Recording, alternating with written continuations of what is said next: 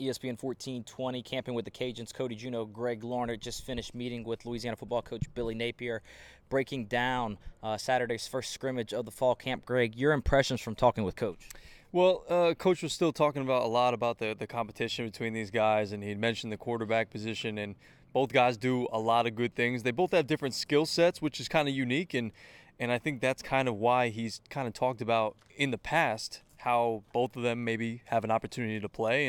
I think something else that he mentioned was the defense was really flying around to the football. He loves the depth of this defense and a lot of the guys that they have there. And he mentioned something specifically that I kind of took notice of, that the secondary guys that he felt like, hey, maybe they're not starters, but they're guys that I can take and I can plug into a specific position, and they can be effective during the game.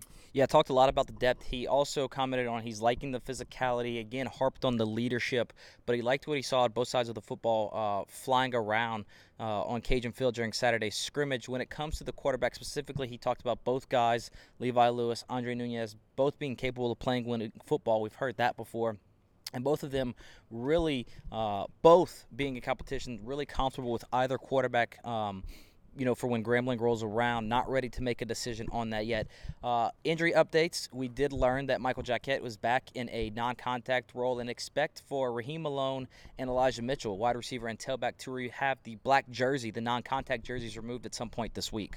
Yeah, that was that's definitely good things for the Cajuns. And I think another big thing that Coach had mentioned was that they came out of the scrimmage and they were relatively healthy. They didn't lose a lot of guys. One guy broke his hand, I think, but he's going to have a cast on it, and he'll be able to play through that. So health, as we've seen, whether it be in college football, NFL, getting out of exhibition games healthy is always key. Yeah, other note, Sammy Ochoa did not go in Saturday's scrimmage. One other interesting thing I picked up on from Coach Napier was that expect some wholesale changes when it comes to the special teams, not necessarily the specialists themselves. It seems that Kyle Foe has maybe pulled ahead in a kicking battle.